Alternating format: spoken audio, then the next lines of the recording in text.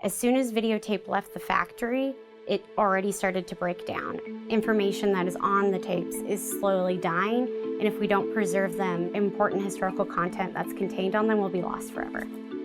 What is MIPoPS? What is MIPoPS? What is MIPoPS?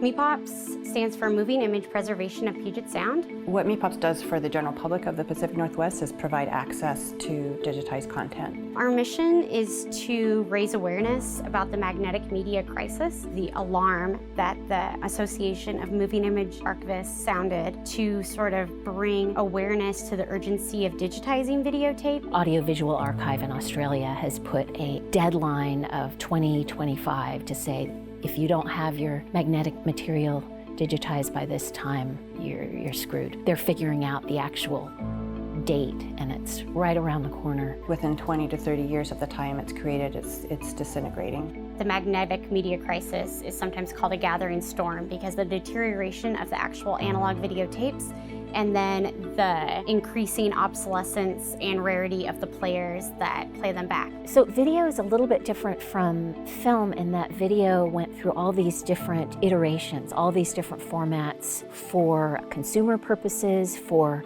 broadcast purposes, whereas film, there were consumer formats, 16 millimeter, 8 millimeter, but the principle of film has stayed pretty consistent. And video requires all these different players. A lot of the formats that we work with stopped being manufactured years ago. And so we have to make sure that we take good care of them and tune them up, clean them, because a lot of the parts and players are getting harder and harder to come by, and so are the people who actually work on them. They're a dying breed, if you will. In some cases, people thought they were creating preservation copies by putting film onto videotape. In fact, that was not a great idea. Film is actually quite stable. The thing about older media types like film and negatives is that they are stable. 30 years from now, you're going to be able to view them. 100-year-old nitrate film, in some cases, is still around and looks gorgeous. Whereas a video, for its manufacture, had a completely different purpose. It was more of a kind of democratizing format for shooting. It was a lot cheaper than film, so not only were professionals using it, but also amateurs and just the average person was able to buy videotape and record. There was plenty of access. You could watch your VHS tape of a film, but now that VHS tape needs a lot of help. We have to keep up. We can't just sort of settle back and say, okay, we're finished. Despite the fact that we're working with old materials that have their fixed content, the way we view that material, the way we store that material is going to just keep changing and evolving. A lot of the time, videotape is capturing real people doing real things. That might sound personal and boring, but it really encompasses so much of Seattle and Seattle's history that it's valuable to the general public and great for them to be able to access it. The public is able to see files digitized at MIPoPS on Internet Archive, where we create collections for each group so that they can, based on that institution, go in and view the content on their personal computer.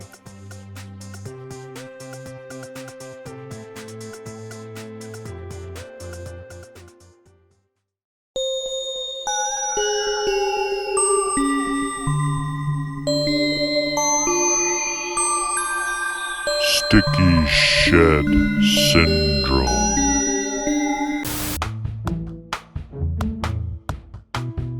Sticky shed syndrome is a condition created by deterioration in the binders of magnetic audio and videotapes. The binder is the adhesive that holds the thinner back coating onto the back side of the magnetic tape. It can break down over time due to the absorption of moisture. A symptom of this breakdown includes growth of a white crystallized mold along the tape. This will leave a dark brown or white residue on the tape guides and heads inside the decks and players. Sticky shed syndrome contamination can be immediately obvious when the tape is playing due to slowing down or sluggish behavior. Sometimes it will even squeal very loudly as it moves along the tape components. The playback image will contain artifacts such as audio-visual dropouts or head clogs caused by the sticky shed clogging up the heads and blocking the image of the tape. tapes infected with sticky shed syndrome will smell like dirty gym socks or cheap candle wax. Baking temporarily restores the tape by absorbing moisture from the binder, causing the mold to dry up and slough off, allowing a chance to capture the content to a digital format. Tapes are removed from their cassette shells prior to baking. Leaving the tapes in the shells risks warping and damage of the shell, or more importantly, the tape guides. After baking, the tape will remain in playable condition for about 3 days before the sticky shed will begin to regrow. Tapes are baked in a food dehydrator for 48 hours at 125 degrees Fahrenheit. After this, the tapes are allowed to cool for 2 hours before they can be played and captured. This is just one of the many factors contributing to the magnetic media crisis.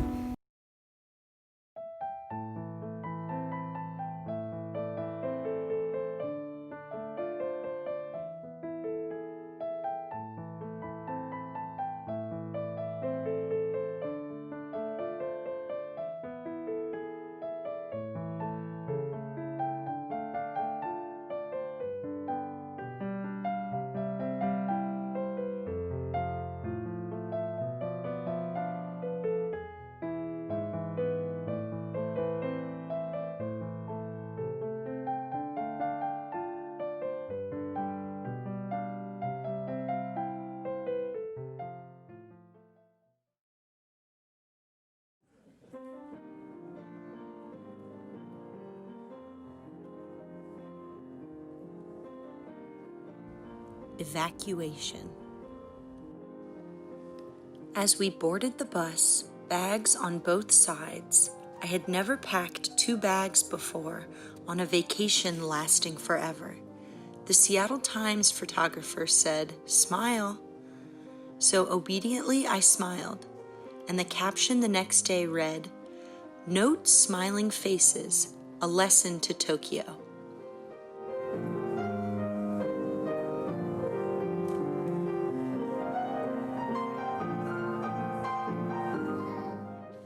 On the bus. Who goes? Not the leaders of the people combed out and left with the FBI. Our father stayed behind, triple locks.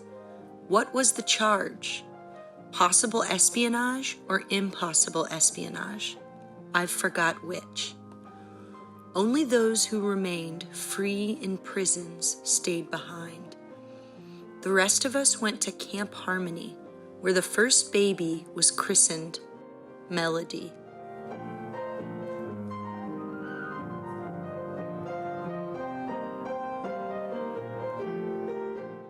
In the outhouse.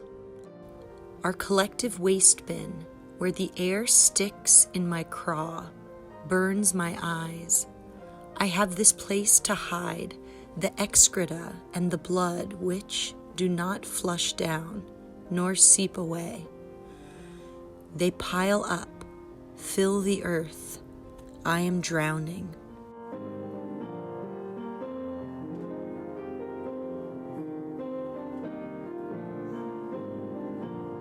The night before goodbye. Mama is mending my underwear while my brothers sleep. Her husband taken away by the FBI. One son lured away by the army, now another son and daughter lusting for the free world outside. She must let go. The war goes on. She will take one still small son and join Papa in internment to make a family. Still sewing, squinting in the dim light, in room C, barrack 4, block 4, she whispers, "Remember, keep your underwear in good repair in case of accident. Don't bring shame on us."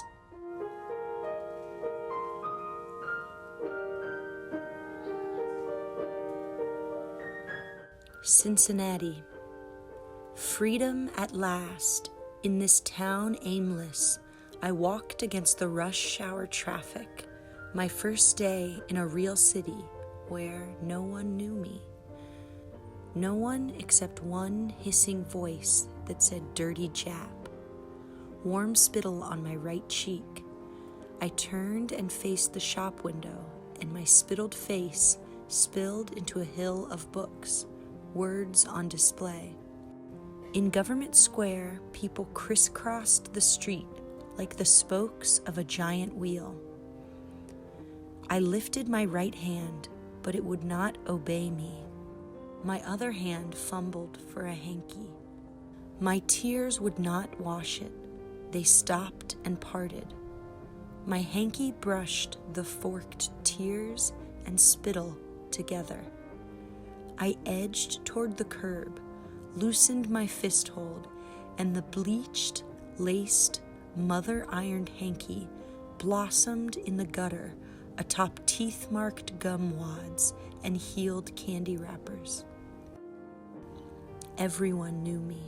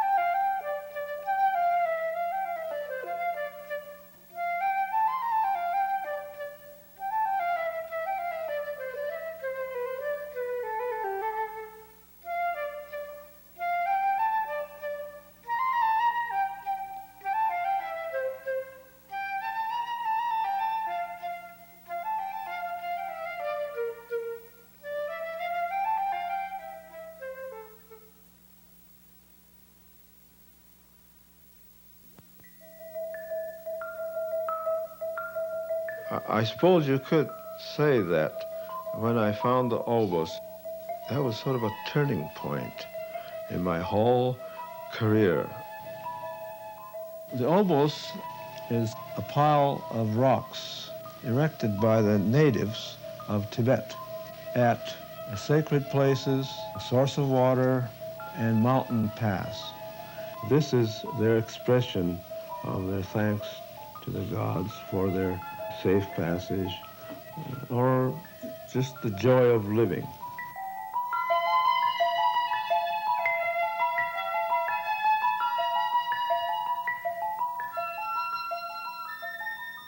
I was born in Seattle and raised in Japan.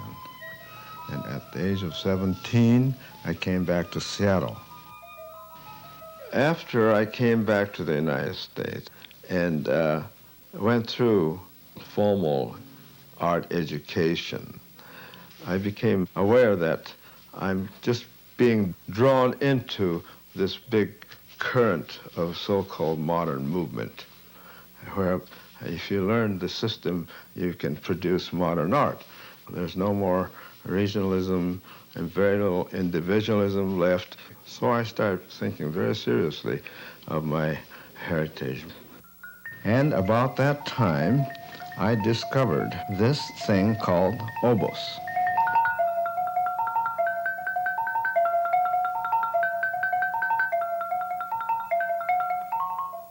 There's something very, very special about our mountains in the Northwest, especially in our own state.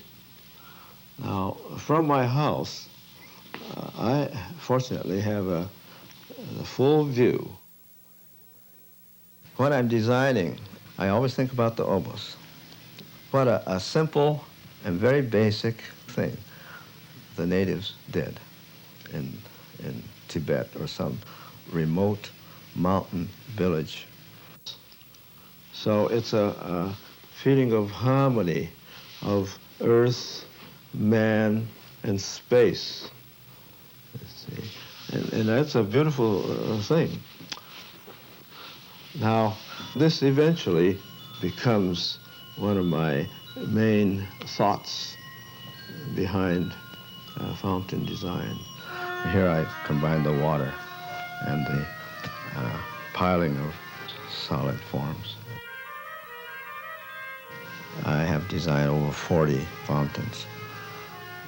I travel around the world in search of fountain concepts, and some of the architects start to build these gigantic fountains, and they are building dams. To me, this is an expression of the endless supply of energy, which is very misleading to our people today. Well, my school, my ideas are just the opposite. I like to let the nature take care of the flow and the sun play on it.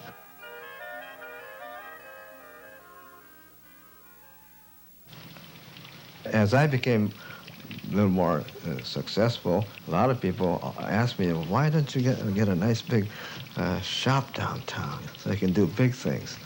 Well, I always liked the idea of living here and working here, close to my family.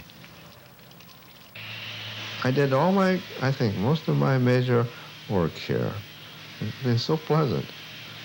I have 4 children. The oldest boy is my assistant. The artist always discovers new ways to use metal.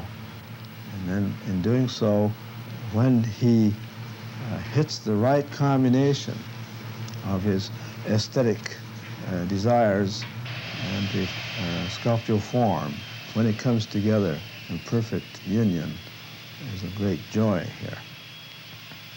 When I designed and developed that gate, using all these curves and reverse curves and the circles gave me a chance to have the possibility of continuous and fairly symmetrical pattern which we find in nature, like trees and flowers and vines and, you know.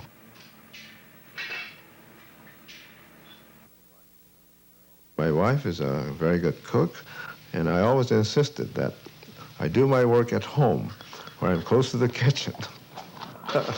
Well,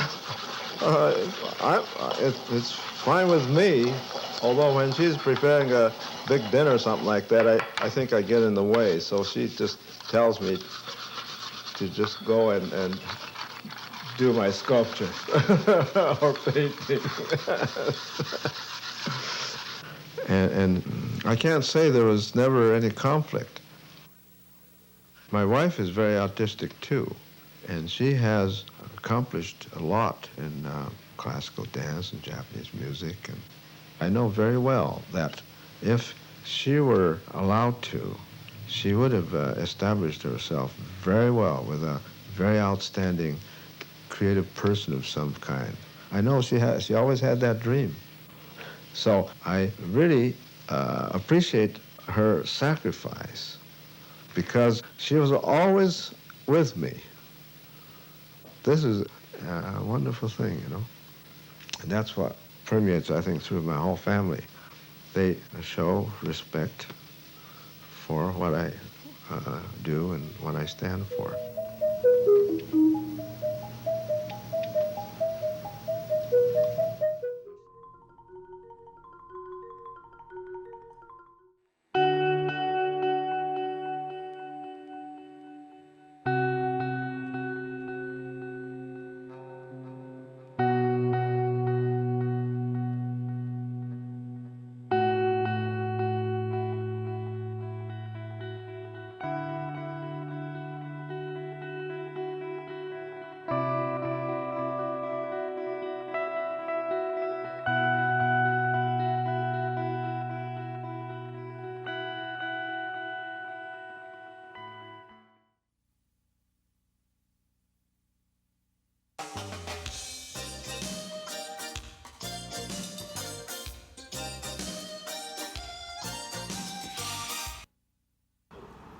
Hello, I'm Greg Nichols, Mayor of Seattle.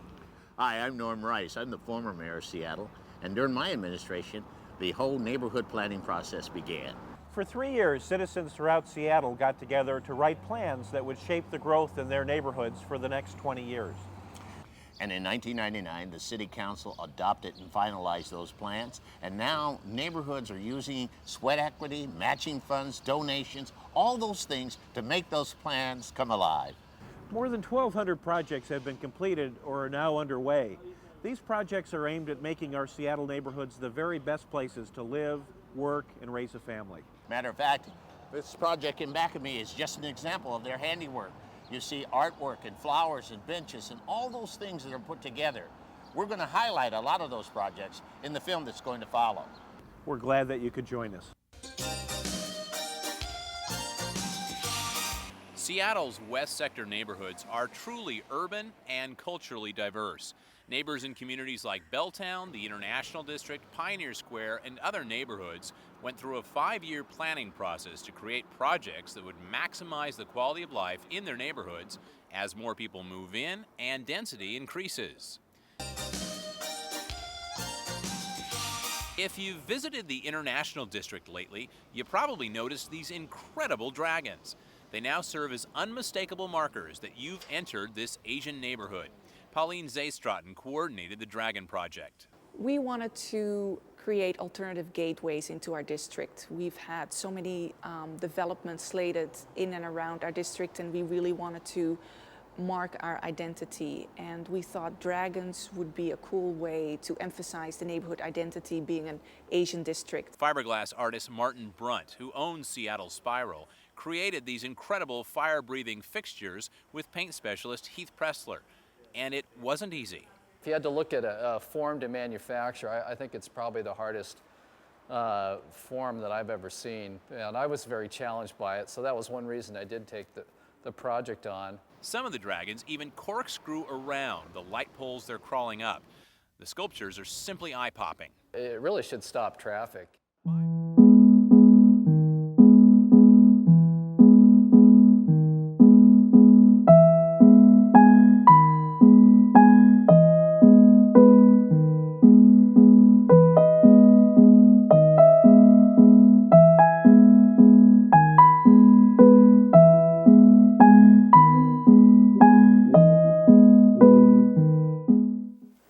Well, from the first of all, I think sports is such a great thing for any youth, and I think whether you're real good or not, and I just think the way I started, I was a maniac. I had to have a ball in my hand, dribbling no matter where I go, to the park all the time, and at the home, and everybody telling me to keep quiet, even at the age of 8. I think I started going to the park at 8, and I probably stayed at the park every hour, every minute until dark and shooting around. And I love the game so much, but I think it's because of the influence from my brothers who were real good in sports, and they were the AA players and single A players, and I revered them, and I knew what team they belonged to. In fact, I used to go to Collins Playfield, which was in the central area.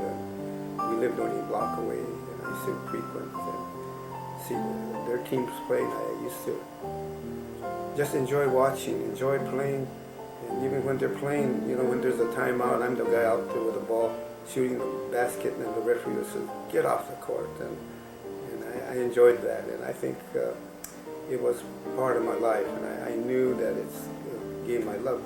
When the war broke out, it was about, I was 10, 11 by then, and so when you're talking about 13, 14, 15 and a half, and then in tournament camp, that's where I played basketball a lot, because what else is there to do? You don't have movies and places to hang out, and so you're playing basketball. And the California Asians, that Japanese Americans who were in the camp with me in Tule Lake, California, there were 17,000 Japanese Americans there, and I think to see those guys play was a treat, because they were so far ahead of us. And they were the Northwest Asians, supposedly, if you call it that. But I learned so much from them. And so after I came back to Seattle from camp, and I was a sophomore, and I enrolled as a junior at Garfield High School, and I felt, oh boy, I could be a varsity player because I was varsity as a sophomore. But I think the fear of racism, and because when you're out of camp and all you see is your kind of people, then all of a sudden you see the white society and the white coaches and the white players, and I kind of held my own, but I didn't know how to deal with it, and I didn't know how to say, when am I going to get a break? Or I could play better than that guy, how come he's playing? Or I just sat quietly, and I think that was really tough for me. But I did play for the Kudo basketball team, the community team, and that was sort of a life-saving experience because the love of the game was my first goal. And I think if you're going to play a game, do the best you can by getting into it. I mean, maybe I was overdoing it, but I don't think so. I think it was good for my health, good for my self-esteem, and like people to revere me if I can, and make them feel that I'm good or whatever. To be part of a team, I think that team concept was very important, and I always felt that was my whole aura of the togetherness. But so after we came back and played in the community, that was sort of the epitome of what I was really seeking. One of my dreams was to hopefully to be able to play college ball and go to Madison Square Garden, because you heard so much about it when you were a little kid. And I have one good friend Ray Sue, played for Yale University. Ray was such a good human being. He still is. He's alive yet, with good shape, and he's a super basketball player. Played with the O'Brien twins, and they traveled all over. And when I used to see him, I said, Ray, you must feel real happy to be at Madison Square Garden. And I think for him, he's happy, but I don't think it wasn't as important to him as it would be for me if I made it, because that was my dream. But I always tell him, hey, you're the first Asian to play on that floor. I mean, Chinese, American, Asian, and I was so proud.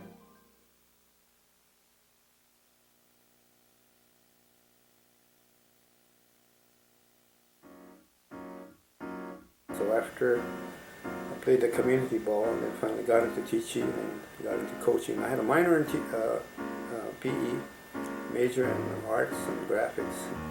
And basketball was such a big thing to me at the same time. But first of all, you have to make a choice. Are you going to be a good teacher or a good basketball coach? You would like to do those two. Well, I like to think I did because they were my first two loves. A lot of people don't get their first love or second one. They just get a job and it's good paying and that's it. But I got to coach. This was a big dream of mine. And little did I know, in 1965, I became assistant coach at Franklin High School. And it was such a dream to be an assistant. And in '69, when I got the head coach job, it was like a dream come true. But then at the same time, I felt the pressure to excel, to succeed, or to win, so it was like my youth again. I'm watching basketball again. I'm watching players. I'm watching attitudes. I'm watching different kinds of abilities. And in high school, you could get away with students or players rather, who may not be real good, but if they have a fairly good head on the shoulder, they could play a fairly decent game. In other words, you don't have to be this super pro. If you're under control, you don't have turnovers, you're not a hot dog where you're just looking for baskets all the time for yourself. I think that the whole team concept is so key to me that I just felt that was going to be my goal, is to do that. And I think the first year we lost, I think we won 4 and lost 17. That was my first year. But I inherited a junior team, no seniors on they all graduated. Then the next year was really my team. So the next 3 years we won Southern Division championship, and then we played for the championship on my 3rd year, and we lost to Nathan Hale. The 4th year we played Nathan Hale at the Key Arena and for the city championship, and we won. But I made it a point that they're to go to class and learn something. And even if they took my class, I never gave them easy grade. In fact, I made it tougher for them because you're not going to get away with things. I just felt that that's an attitudinal thing, and I felt that's another thing to teach because I'm a teacher at heart. And so, but it was a real dream to be able to play and excel and the team to excel. And myself, sure, the accolades, but there's a lot of personal things that come into mind when you win championship. There's nothing like it because it's not the only thing, but there's some positive things that come from it. For example.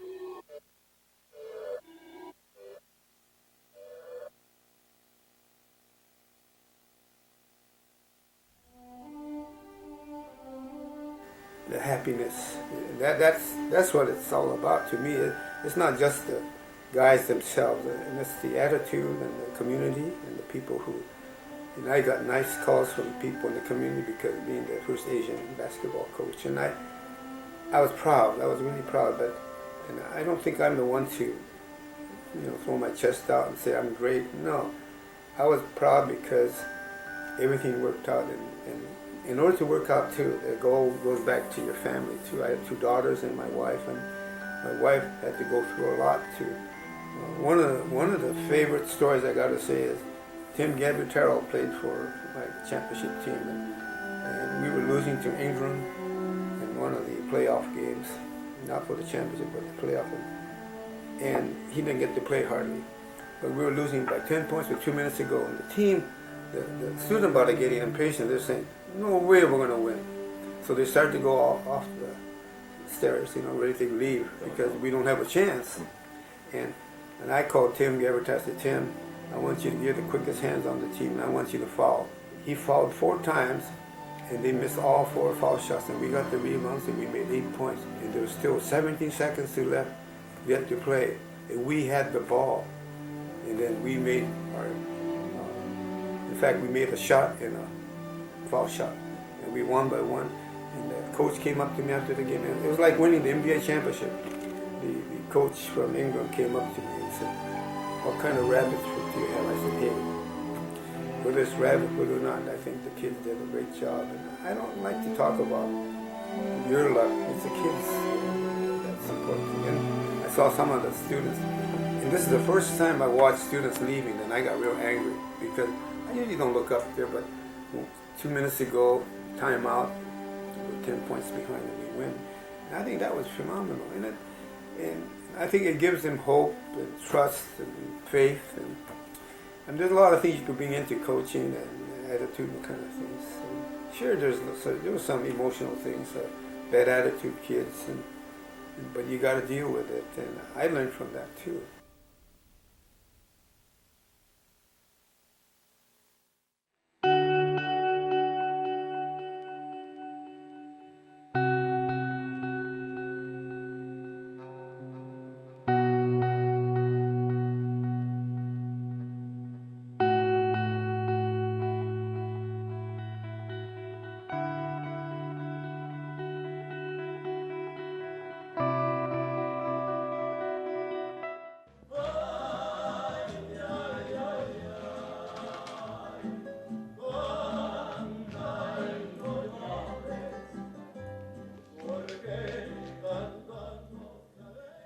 How it's done the right way, the polite way. Unsheathe your sticks. Brace yourself. Remember, ivory is always best. Most rare, white and pure. Stick to it. Put it in your dowry, and good luck will follow you for the rest of your life. Is that what happened to you? Elbows off the table. How many times do I have to tell you? Only a sick person leans into her own body like that.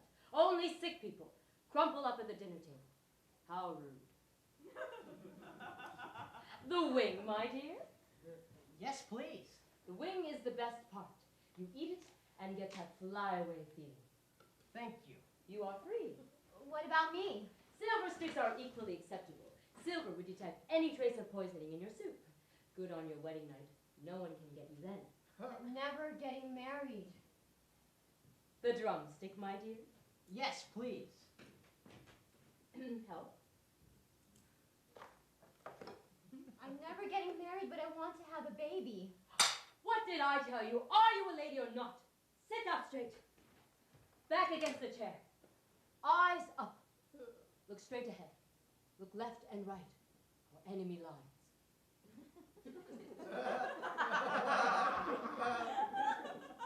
I thought we were just eating. Just eating, just eating. There is no such thing as just eating. The way one dines could make or break an entire affair. Wars can be won or lost over the way one fillets a fish or carves a bird. There is such thing as poison. Are they silver? No, back talk. Unsheathe thyself. Slowly turn the ivory forward. It's a point of attack. These are bamboo. Chopsticks point to the west to start, to the east to allure, and arc to eternity. The proper carriage and bearing can make a princess out of any peasant. Arc the ivory to and fro, as if beckoning.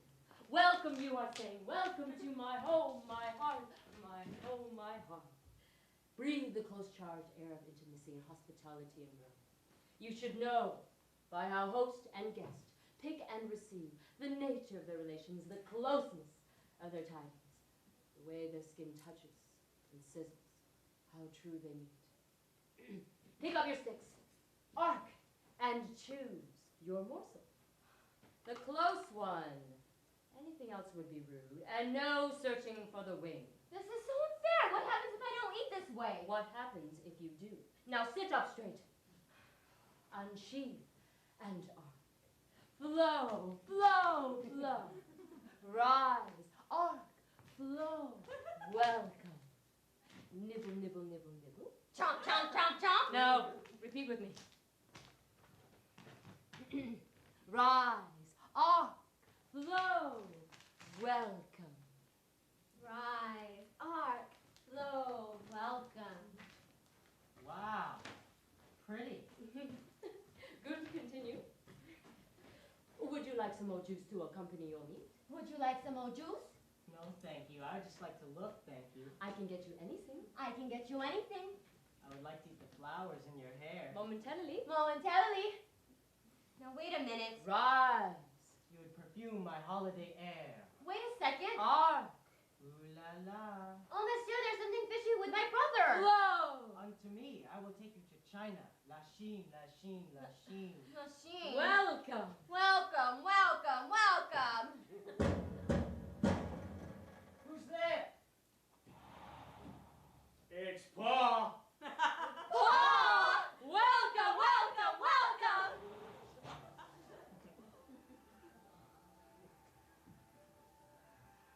You've come at last. Like clockwork. Gained weight. Little animal, you. Meow, meow, meow.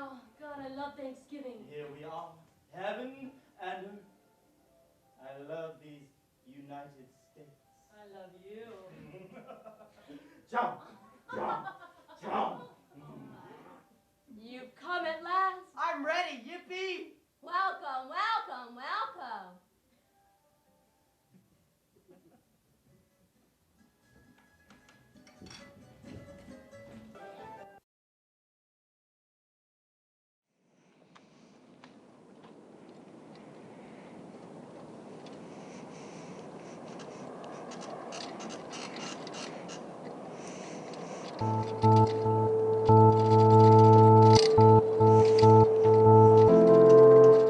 He wanted to get someplace where he could show what his ability is.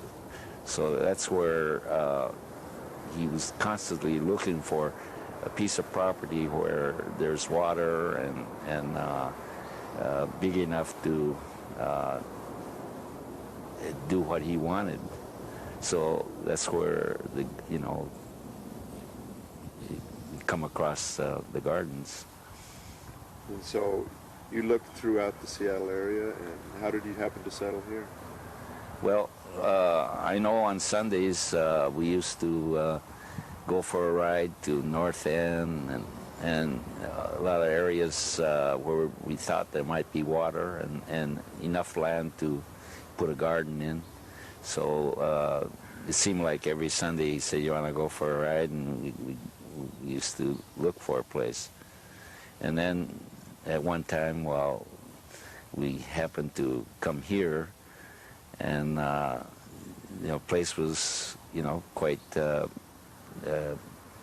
bushy and a lot of trees and so forth, so we had a hard time walking through the area. But when we came back to the back area, we heard water, and then that really perked his ears up, and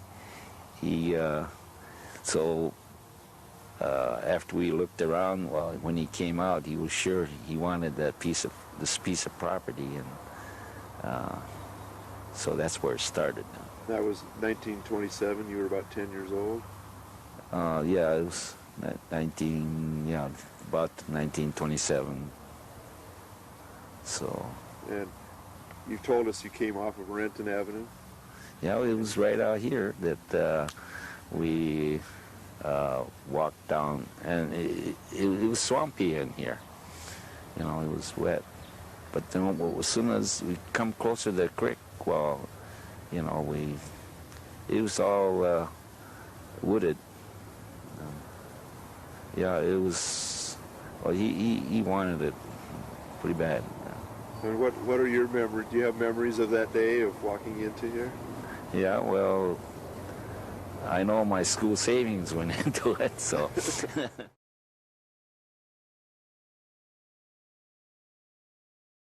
Well, one of the things that I've always heard is that if there was a need for a special plant on a job, you would dig it up out of the center of the garden and take it.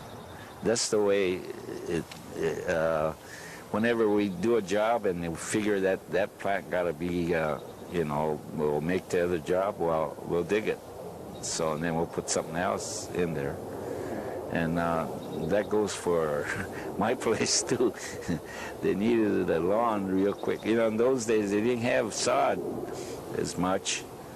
And there was, I think, was that hospital.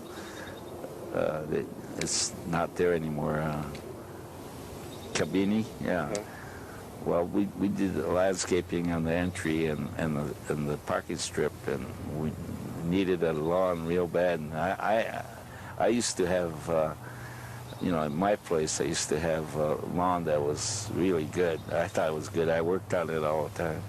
And my wife says, here, my brother-in-law used to help, George, he came over and said, well, I'm going to dig up your lawn, and he took the lawn, and she says, what?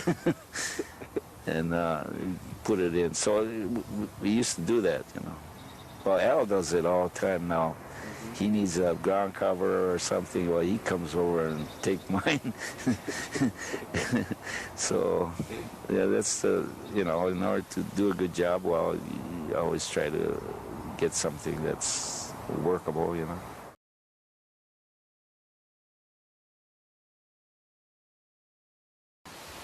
I guess that really brings to mind a question that I'm often asked, and that's what the real purpose of the garden was. To some extent it's been described as a demonstration garden, or it's been described as a nursery. I suspect that it was probably that your father wanted to build a garden, and maybe those were excuses to be able to do that. Can you shed some light on that? Well, far as that goes, I think that garden was sort of a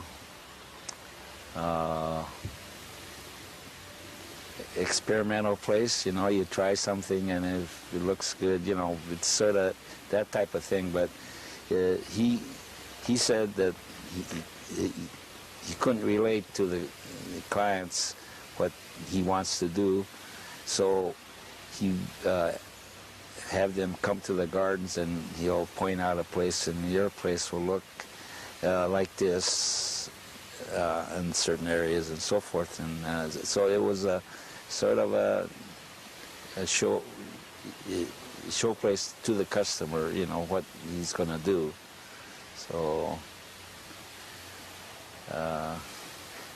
But whenever he put trees and so forth, well, he takes it as a garden, and then if he needs it, well, real bad, well, he'll dig it out and put it someplace else. I mean, he'll sell it to the customer, you know. Were there always long-term thoughts about making it a garden open to the public as it is now? Yes, I think so. I think he had a vision that he wants to make something really nice so that the public could, so people could enjoy it. So he was really happy to show people around. Yeah.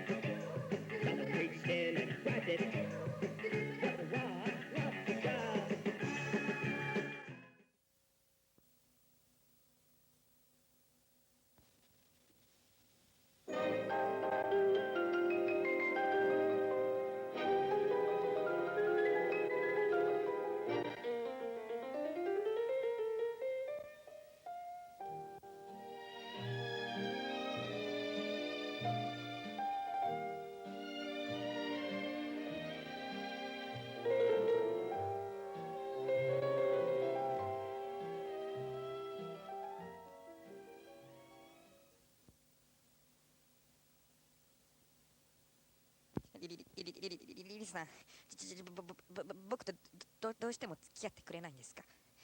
僕が嫌いなんですか？どうしてですか？好きな人がいるの。あ、そう。その男の電話番号いいな。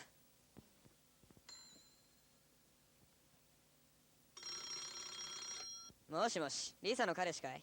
今あんたの大切なリサさんをお預かりしてましてね。ほんとだよ。声を聞かせてやろうか？ほれ、泣いてみろい。どうだい？いいか、こいつを返してほしかったら、今日12時までにアリス川公園に100兆円持ってきな。そう、100兆円だ。何？国家予算より多い？そんなの関係ねえ。いいかい。もし100兆円持ってこなかったらリサの命はねえぞ。それからな、警察には絶対に言うなよ。いいか。絶対に言うんじゃねえぞ。わかったな。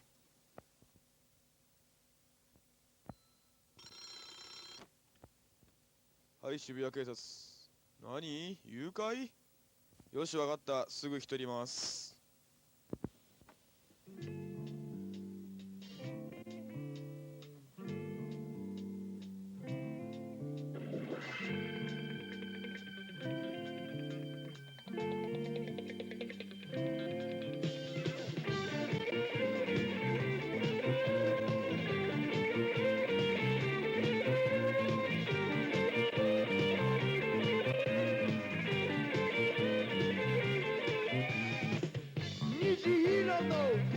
と丸い宇宙船身を焦がすような爆音が俺の頭に突き刺さる2枚の動画を俺は海に捨てた俺は海に捨てたとにかく頭を冷やさなきゃ冷やさなきゃ冷やさなきゃとにかく頭を冷やさなきゃ冷やさなきゃ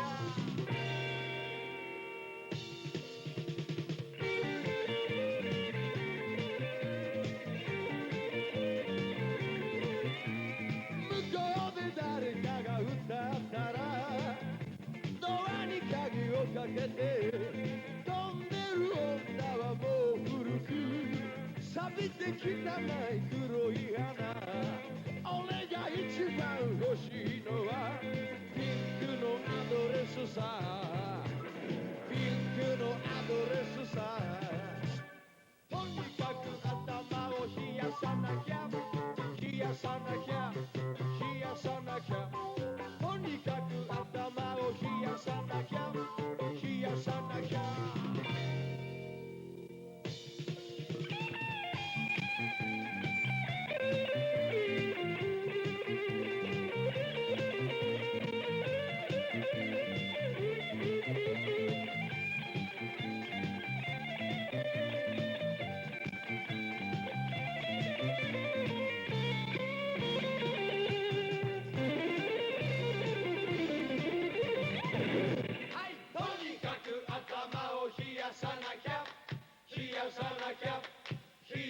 なきゃとにかく頭を冷やさなきゃ冷やさなきゃ冷やさなきゃとにかく頭を冷やさなきゃ冷やさなきゃ誘拐事件でまた僕が行くんですか。文句言わずに行ってきたまえ。12時までに行かないと人命がかかってんだぞ。もうあと45分しかない。そりゃまあ行きますけどね。頼むよ。2丁目の踏切で赤ん坊が殺されてな。みんなそっちの事件にかかりきりなんだ。じゃあ行ってきます。ちくしょう、俺はロボットじゃねえぞ。